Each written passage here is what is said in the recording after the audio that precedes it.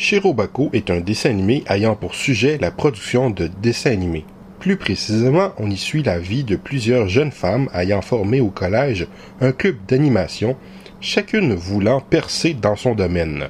Une animatrice clé, pour ceux qui ne connaissent pas, le travail d'animation se fait habituellement en plusieurs phases, dont notamment le travail d'animateur clé, qui consiste à dessiner les dessins principaux qui formeront la base de l'animation, et celui d'intervalliste qui fait les dessins entre, par exemple, si on dessine quelqu'un qui pèse son bras, le mouvement du bras va commencer en un emplacement pour se rendre jusqu'à un certain point en passant en divers points entre les deux endroits. En dessinant les principaux points, on décide l'allure générale du mouvement, mais faire le mouvement entier serait beaucoup trop pour une seule personne. Voilà pourquoi il y a un intervalliste qui décide les images entre les images principales. D'ailleurs, il est assez fréquent que le travail d'intervalliste soit fait en sous-traitance en dehors du studio, possiblement à l'étranger tel qu'en Corée. Quoiqu'il est assez fréquent, en Amérique pour le moins, que quasiment toute l'animation soit faite en sous-traitance. Seule l'élaboration du projet étant souvent faite par le studio derrière la série. Scénario, storyboard, design. Il est assez fréquent au Japon qu'un studio délègue à d'autres studios certains épisodes complets, ou que la série soit carrément produite par un comité qui délègue les épisodes à travers tout un tas de studios. Mais pour en revenir au sujet, continuons avec les personnages. Une animatrice 3D, une scénariste, une doubleuse, et le personnage principal qui ne sait pas exactement ce qu'elle veut, mais qui travaille comme assistante producteur. Chaque assistant producteur est responsable de la production d'un nombre d'épisodes. Ils doivent s'assurer de recevoir et envoyer des et aux gens concernés tout le matériel, animation, vérification, couleurs, etc. S'assurer que tout arrive dans les temps. Ajuster le planning quand des éléments sont en retard, c'est un travail très stressant. Cela ne marche pas toujours pour les héroïnes comme dans la vraie vie. La scénariste est encore aux études, la doubleuse débutante ne se trouve pas de job, l'animatrice clé apprend sa tâche, celle qui anime en 3D va en avoir marre de juste faire des pneus de voiture, et l'héroïne fonce dans le tas sans voir plus loin que le bout de son nez. On suit aussi ce qui arrive aux personnages autour, comme le réalisateur, ceux qui font le même job que l'héroïne, celle qui supervise l'animation, un animateur expérimenté, etc. Je n'ai jamais vu aucun autre dessin animé sur le sujet en dehors de Animation Runer Koromi, dessin animé beaucoup moins réaliste et plus humoristique. Un sujet rare et intéressant, surtout quand on pense que les animés sont avant tout produits pour les otaku, un bon nombre d'entre eux doivent être intéressés par l'aspect production. C'est une série qui comble un trou. C'est un dessin animé de genre que l'on appelle tranche de vie, soit qui raconte ce qui se passe à un moment de la vie de ses personnages. La série a une approche réaliste parsemée d'un peu d'humour. Pas un grand drame, mais très humain. Pour être réaliste, la série semble l'être, pour avoir lu et entendu un peu partout que la série est une représentation assez fidèle apparemment, bourrée de vraies anecdotes. Bien sûr, parfois on s'en écorte un peu, il y a quelques gags parfois un peu tirés par les cheveux, quelques scènes de course, notamment une dans le premier épisode, quelques scènes avec un ours et une poupée, quelques moments dramatiques un peu accentués, surtout vers la fin. La série se découpe clairement en deux parties, où on voit la production de 2 séries, 12 épisodes étant consacrés à chacune de ces 2 séries. Au milieu de la série, on se demande pourquoi, après tout, nous présenter la production d'une série devrait être suffisant. On aurait même pu y consacrer un peu plus d'épisodes. Mais on se rend vite compte que cela a du sens. Pas seulement une série sur la production, c'est surtout sur les gens qui les font. Leur drame, la situation des héroïnes et leurs personnages vont évoluer. Étant tranche de vie, sans grande surprise, le style est assez générique, mais pas mauvais.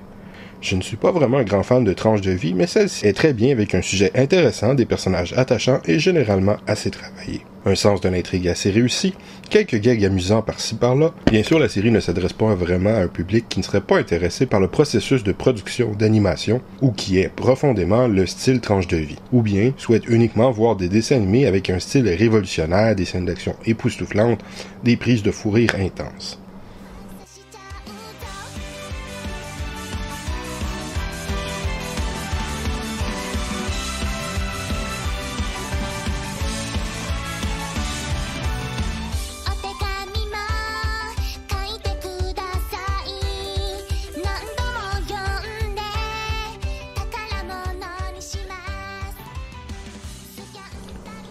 Re:Zero est l'adaptation des 3 premiers arcs narratifs d'une série de romans illustrés de Tappei Nagatsuki et Shinichiro Otsuka. Ceux-ci étant adaptés d'une série écrite pour Internet par le même auteur, tous deux toujours en cours de publication.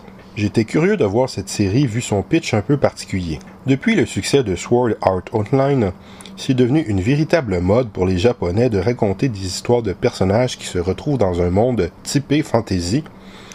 Certains, comme SAO, sont dans des mondes virtuels de jeux vidéo.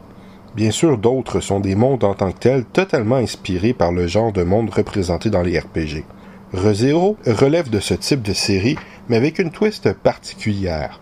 Le personnage principal se fait tuer plusieurs fois au cours des différents arcs, et à chaque fois, il va revenir à un moment dans le passé. Ce qu'il ne va pas comprendre au début, mais ensuite il va pouvoir utiliser ce pouvoir pour essayer de corriger les erreurs ou tenter de le faire. Cette série a de ce fait un côté violent et assez sombre par moments. Le fait de revivre, de revenir en arrière, ne protège pas de la souffrance. Je m'attendais à quelque chose de sympathique mais stylé. À un bon divertissement sans doute, mais je me suis retrouvé avec plus. Effectivement, il y a du style et c'est divertissant, avec un peu d'humour, des sentiments, de l'action par moments et beaucoup de mystère. Il y a aussi un visuel très réussi, une animation de bonne qualité et de bonne musique. Mais l'histoire, en évoluant, devient intéressante et les personnages se retrouvent à être progressivement très étoffés, tout en conservant une part de mystère. Le premier arc permet de nous familiariser avec le pitch de la série, avec son style, sa violence par moments et son côté fun. Mais le deuxième arc peut sembler inutilement long et pas si intéressant du point de vue de l'intrigue. Il permet d'approfondir les différents personnages. Le troisième a une histoire plus intrigante qui au final peut sembler un peu risible, mais nous a menés par de nombreux sentiments, des moments très forts, et approfondir encore plus les personnages, même réussir à rendre le héros réellement intéressant. Par contre, puisque cette série n'est que le début d'une série plus grande, il ne faut pas s'attendre à ce que tant de mystères soient résolus.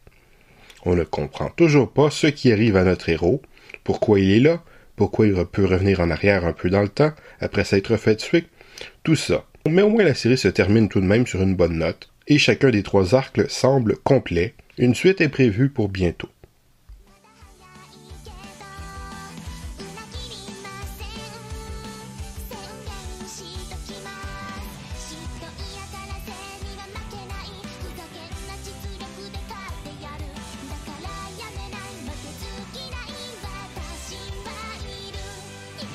Voilà.